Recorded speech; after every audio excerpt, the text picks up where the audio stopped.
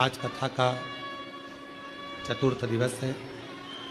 माँ आदि शक्ति, माँ पार्वती, माँ जगज्जननी जगदम्बा अम्बा, भगवान देवाधिदेव महादेव जी के साथ में भी आएंगे। एक तारकासुर असुर का वध करने के लिए भगवान शंकर शक्ति का साथ लेते।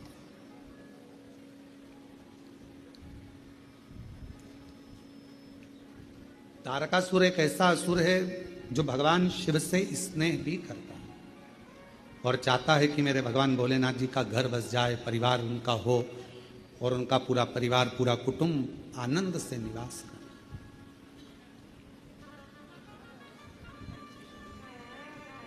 जो जगत में दूसरे के लिए अच्छा सोचता है, एक ना एक दिन परमात्मा उसके लिए अच्छा करता है।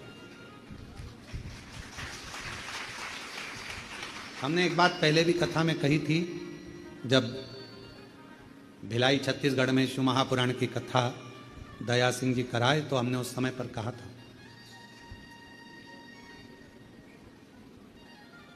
अपने घर में बैठकर रोज प्रतिदिन अपने दुखड़े को मत रो किसी के सामने।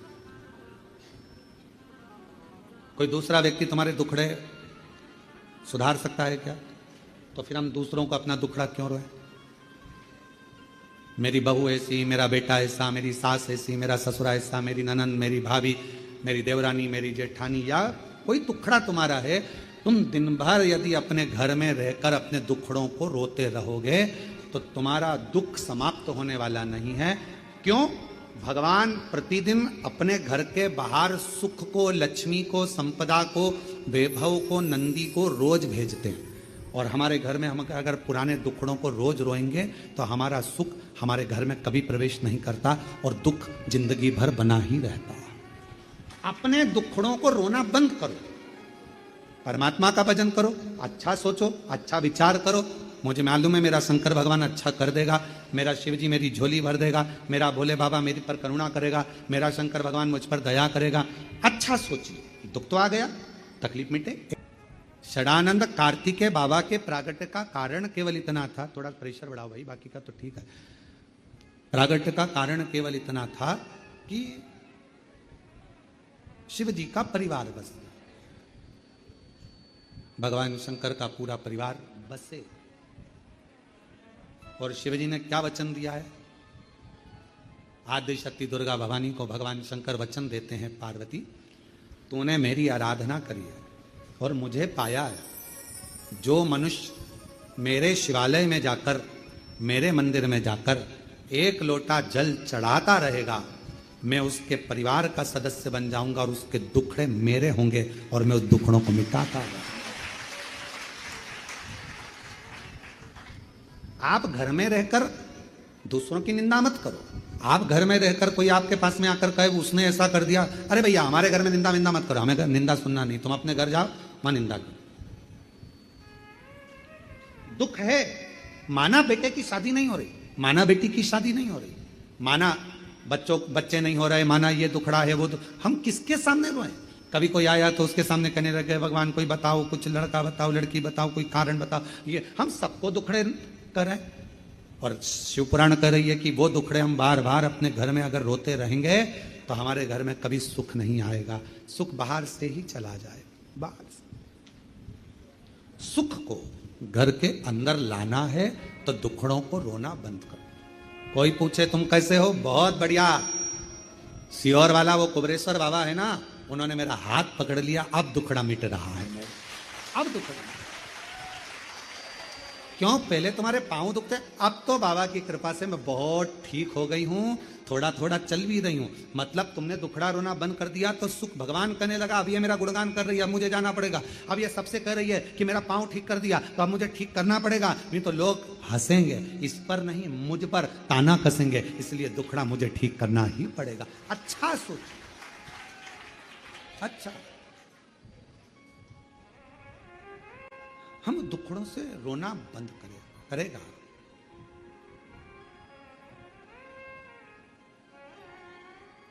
करेगा महाराज।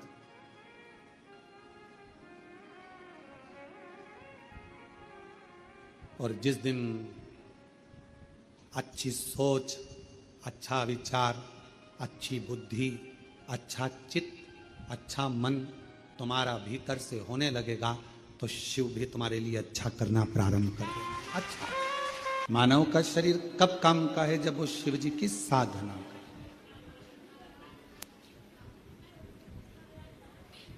एक बेलपत्र के वृक्ष में 68 करोड़ तीर्थ होते हैं। कितने तीर्थ हैं? 68 करोड़।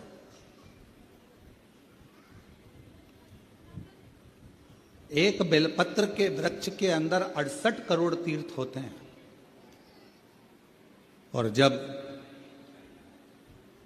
हम एक बेलपत्र तोड़कर शिवजी के मंदिर में लेकर जाते हैं, शंकर भगवान को जब हम बेलपत्र समर्पित करते हैं, और जब बेलपत्र समर्पित करने के बाद एक बेलपत्र हम अपने लिए औषधि के रूप में लेकर आते हैं, तो लोग पूछते हैं कि शिवजी पे चढ़ा बेलपत्र क्यों खाना चाहिए?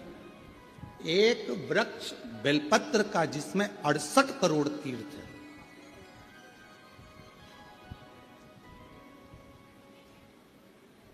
हम तो 68 करोड़ तीर्थ कभी नहीं गए, पर आप लोगों में से हो सकता है कि कोई होकर आया हो, तो बात दूसरी।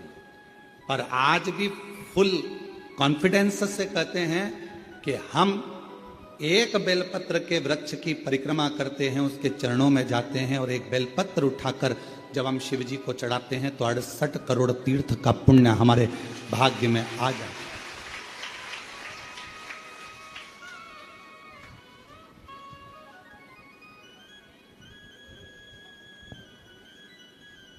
और इतने पवित्र तीर्थ, हजारों हजारों नदियां, हजारों हजारों कुंड, हजारों हजारों बावड़ियां, सरोवर, तालाब भारत की भूमि पर विराजमान। कुछ तीर्थ भारत की भूमि के बाहर भी, जैसे पशुपतिनाथ नेपाल में, मां हिंगलाज माता पाकिस्तान में, ऐसे कई तीर्थ बाहर भी हैं। अब 68 करोड़ तीर्थ हम कभी नहीं गए, पर हमने हमारी जिंदगी में एक नियम हमेशा बनाकर रखा कि कार्तिक के महीने में बेलपत्र के वृक्ष की परिक्रमा और बेलपत्र के वृक्ष के नीचे एक घी का दीप जलाने का नियम बनाया। तो ये हमें विश्वास है कि हमारे 68 करोड़ तीर्थ पूरे हो। 68 करोड़। अब लोग कहते हैं गुरुजी एक बेलपत्र हम शिवजी को चढ़ी हुई उठाकर लाते हैं, बाबा से औषधि के रूप में लेकर आते हैं, तो ये बेलपत्र है तो पेड़ की, वृक्ष की, ये इतनी अमृत कैसे हो जाती है कि लोगों की बीमारियां ठीक हो जाती हैं, तकलीफें ठीक हो जाती हैं, शुगर लेवल में हो जाती है, बीपी, थायराइड सब ठीक हो जाता है, सोराइसिस जैसी बीमारियां ठीक हो जाती है, किडनी लीवर जैसा ठीक हो जाता है। एक बेलपत्र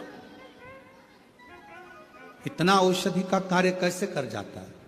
तो शिव महापुराण में वर्णन किया उमा संहिता के अंतर्गत 68 करोड़ तीर्थ एक बेलपत्र के वृक्ष में है।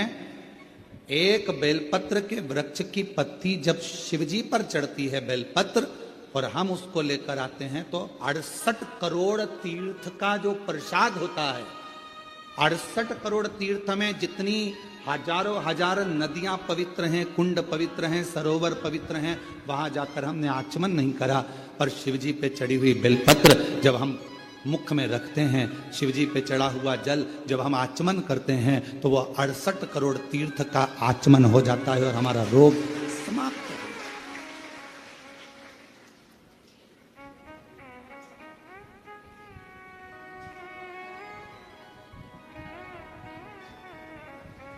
68 करोड़ तीर्थ।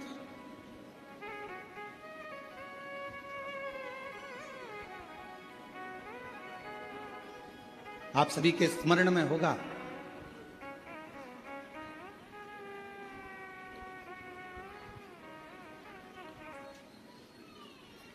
एक माता देवी भागवत कहती है मां ललिता,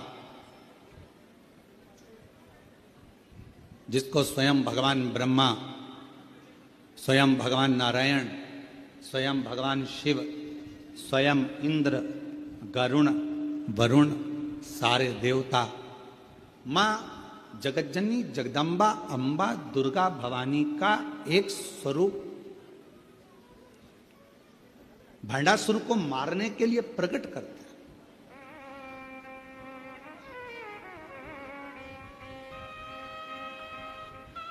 और कैसे प्रकट किया?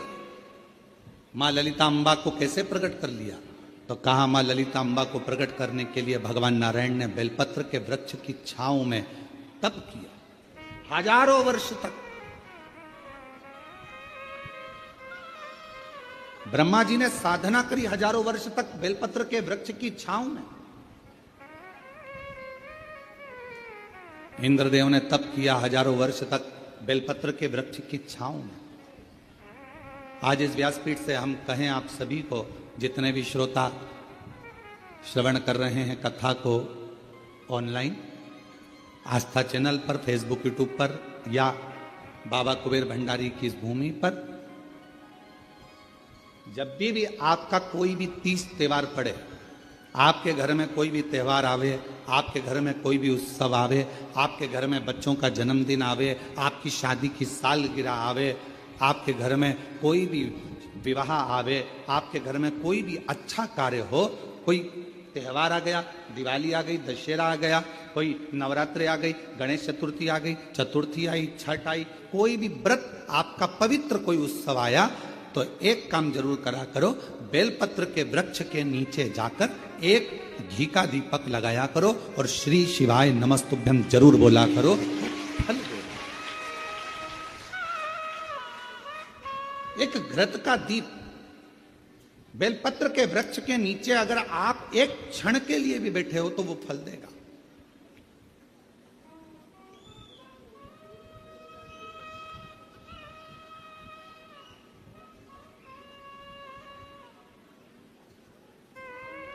कितने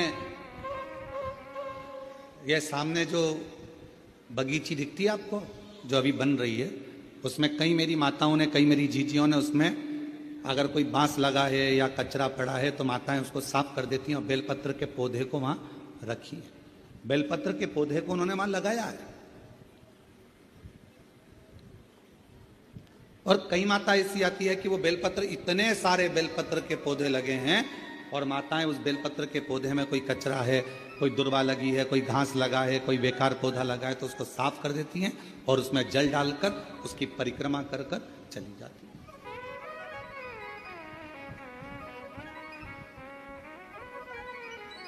कई माताओं की आदत है, पीछे जो बेलपत्र की बगीची है वहां जाकर परिक्रमा कर लेती।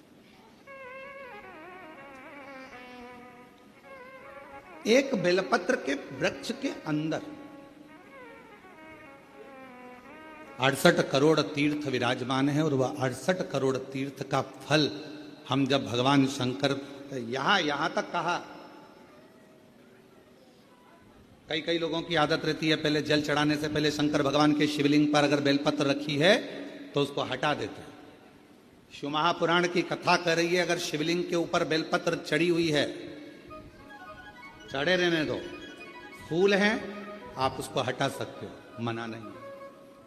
शिवजी का अभिषेक करने से पहले, भगवान शंकर को जल चढ़ाने से पहले, जब आप घर में कोई अनुष्ठान कर रहे हो, शिवजी का अभिषेक कर रहे हो, शंकर भगवान का कोई साधना कर रहे हो, शिव अभिषेक कर रहे हो, तो सबसे पहले शिवलिंग पर एक बेलपत्र का होना जरूरी है, फिर जल चढ़ाओ। क्यों? आपके पास, हमारे पास इतनी जो शास्त्रों में वर्णन किया गया, गंगा, यमुना, सरस्वती, कावेरी, मंदाकिनी, क्षिप्रा, नर्मदा आदि आदि की जितनी भी पवित्र नदियां हैं, सरयू आदि की जितनी पवित्र नदियां हैं, इतनी नदियों का, इतने सरोवर का, इतने कुंड का जल हमारे पास नहीं है। हमारे पास इतना जल नहीं है। हो सकता है आपके पास हो, पर हमारे पास नहीं।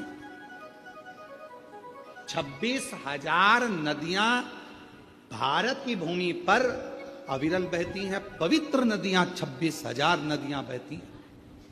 अब मुझे तो नहीं लगता कि 26,000 नदियों का जल तुम्हारे घर पर होगा।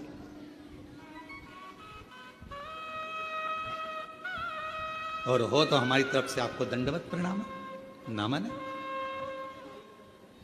पर हम एक बात बिल्कुल छाती ठोक कर कह सकते हैं कि वो 26,000 नदियों का जल हमारे घर में है। कैसे? हम शिव जी पर एक बेलपत्र चढ़ाकर जल चढ़ाते हैं और वो जल लेकर आते हैं तो वो जल 26,000 नदियों के जल के बराबर हो जाता है।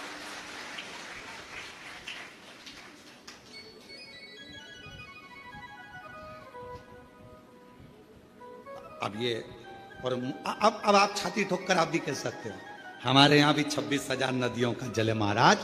ओ सियर वाले महाराज, तुम्हें क्या मालूम है, हमारे यहाँ भी 26,000 नदियों का जल आता है। शिव जी पे बेलपत्र चढ़ी रहती है, हम जल चढ़ाते हैं। वो पानी जब हम थोड़ा सा झेल कर लाते हैं, आचमन करते हैं, घर पर छींटते हैं, वो 26,000 नदियों का जल हमारे को पवित्र कर देता है। पवित्र।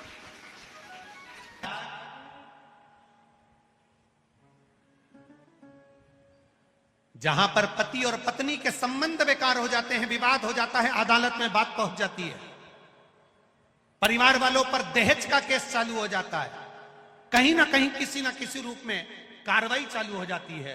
पति पत्नी में वापिस प्रेम को बढ़ाया जाए, उस प्रेम को बढ़ाने के लिए शंकर भगवान का समझ लीजिए शिवलिंग, कनेर के पुष्प की माला, काई के पुष्प की, कनेर का वो पीला जो फूल होता है, आप टीवी पर दर्शन कर रहे होंगे, कनेर के पुष्प की माला जो ऊपर जलाधारी लगी है, जिस जलाधारी में से बूंद बूंद पानी गिरता है, ये शंकर भगवान की 5 बेटियों का स्थान है। कौन कौन सी बेटी? नाम ले, जया, विषहरा, श्यामली बारी, दौतली और 5वें नंबर की देव। ये शिव जी की 5 लड़की हैं जो पानी बूंद बूंद नीचे गिरा रही हैं। शंकर भगवान की बेटियों के स्थान से शंकर भगवान की जो ये जलाधारी है, जलाधारी अशोक सुंदरी वाला स्थान, ये जो जलाधारी है, बेटियों के स्थान से जलाधारी तक जो कनेर के माला बनाकर स्पर्श कर कर लगा देता है, शिवरात्रि के दिन प्रदोष काल के समय पर उस पति पत्नी में कितना भी झगड़ा हो रहा हो, आपस में प्रेम बनना प्रारंभ हो जाता है। अदालत का केस धीरे धीरे समाप्त होने लगता है।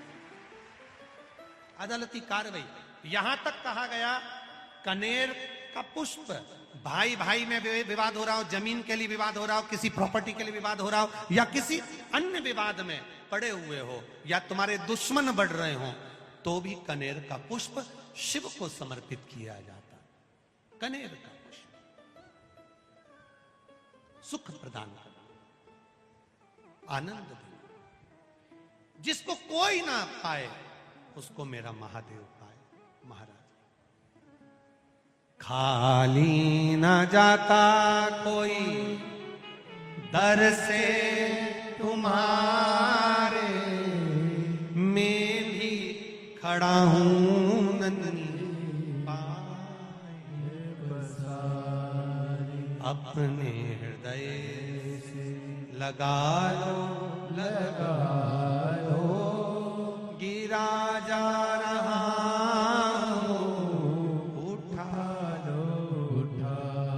शिव कथा कर। कल कोई माता जी ने पत्र लिखा था, उसमें लिखा था गुरुजी हमारे पत्र नहीं पढ़ते। पत्र बहुत सारे रहते हैं, हम प्रयास करेंगे कल की कथा में आपके पत्रों को भी लिया जाए।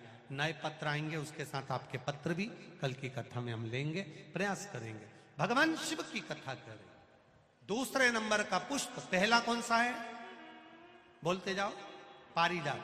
दूसरा कनेर का पुष्प, सुख प्रदान करने वाला, आनंद देने वाला, शिव को प्रियता में भी प्रिय। लोग समझते नहीं है, मंदिर में जाते हैं, भगवान पे चढ़ा हुआ फूल, भगवान पे चढ़ी हुई बेलपत्री पूरे मंदिर में जहां वहां पड़ी रहती है और लोग उस पे से चलते हुए, लांघते हुए निकल जाते हैं। पंच पुष्प शिव महापुराण की 2 बातें अपनी जिंदगी में उतार कर रखना। यदि कोई बड़ा रोग अपने जीवन में नहीं चाहते हो, इस मुख को जिंदगी भर शुद्ध चाहते हो, और इस मुख में कभी कोई बड़ी बीमारी नहीं चाहते हो, तो दो बातें अपनी जिंदगी में उतार कर रखना। एक, भगवान के पड़े हुए निर्माल्य पर कभी लांगा ना जा। दूसरा, अपने मुख में पान खाकर, गुटखा खाकर या कोई वस्तु खाकर जो मंदिर के लिए रास्ता जा रहा हो, भगवान की कथा के लिए रास्ता जा रहा हो, भगवान के द्वार पर रास्ता जा रहा हो, वहां अपने मुख से थूका ना जाए।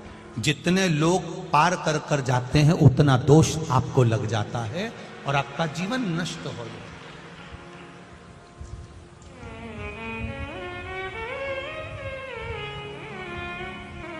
बीच पथ पर, जिस मार्ग से भगवान शंकर का शिवालय जा रहे हो, जिस मार्ग से भगवान के मंदिर जा रहे हो, जिस मार्ग से अगर कोई नारी, कोई पुरुष, कोई बच्चा, कोई बूढ़ा, कोई व्यक्ति एक लोटा जल लेकर भी अगर भगवान के मंदिर जा रहा है, उस मार्ग पर, बीच मार्ग पर अगर कोई थूकता है और उस थूक को जितनी बार लोग लांग कर मंदिर के द्वार तक जाते हैं, उतना उतना रोग इस शरीर के अंदर बढ़ता चले जाता है। इसलिए हमारे यहाँ पहले के समय में, आज के लोगों को तो स्मरण है कि नहीं है, पहले तो थूकने के लिए भी एक पीक दान होता था जिसमें थूका जाता था। आज के जमाने में तो आदमी पूरी पृथ्वी को पीक दान बनाकर रखा है, जहां मर्जी पड़ती है वहां थूक देता है। ये श्रेष्ठता नहीं है हमारे। ये वसुंधरा, ये पृथ्वी, ये वसुंधरा, ये भूमि माता, ये पृथ्वी माता, जिसके गोद में हम पाल पोस कर बड़े हुए हैं, जिसका दिया हुआ अन्न हम पा रहे हैं, जिसके आनंदमय आशीर्वाद से हम अपनी जिंदगी जी रहे हैं, इस पृथ्वी को भी नमन करना चाहिए। नमन, प्रणाम करना चाहिए। हम हमेशा कहते आए हैं, आज फिर कहते हैं, जिसकी बंजर भूमि पड़ी हो, जिसमें अनाज भी नहीं होता हो, बहुत मेहनत कर लिया, उस भूमि में कुछ नहीं होता, लोगों ने कह दिया इस भूमि में कुछ नहीं होता, ये जमीन बेकार है, ये जमीन बेकार है, ये जमीन बेकार है। आपसे निवेदन करना चाहेंगे, किसी मंदिर का निर्माल्य जो शिव जी पर चढ़ा हो, इकट्ठा हो गया हो, उस मंदिर के निर्माल्य को एकत्रित कर लो, डलिया में भर लो, और पूरे पूरे भूमि पर उस निर्माल्य का खाद बनाकर, उस पूरी जमीन पर आप उस निर्माल्य के खाद को थोड़ी थोड़ी दूर पर इतना इतना खड्डा खोद कर बाबा के उस निर्माल्य को डालना प्रारंभ करिए। क्यों? क्योंकि उससे भूमि की उपज देव अधिदेव महादेव की कृपा से अपने आप बढ़ना प्रारंभ हो जाएगी। उसको रखो, डालो, सभी जगह पर नहीं, कुछ स्थान चिन्हित कर लो कि हाँ ये बमूल का पेड़ है, इसके नीचे मैंने रख दिया, बे पीपल का पेड़ है, इसके नीचे मैंने रख दिया। उस निर्माल्य का एक बाबा से निवेदन कर कर, बाबा बस आपको लेकर जा रहा हूं, ये समझो कि आप मेरी भूमि को उपजाऊ आप बना सकते हो, मेरे जीवन को धन्य आप बना सकते हो। उससे दो फायदे होंगे। क्या?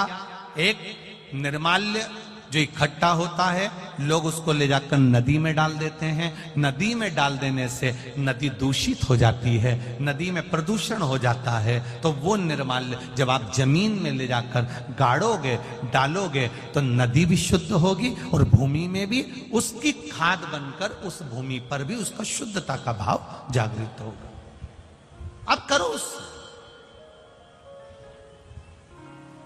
आप कहो,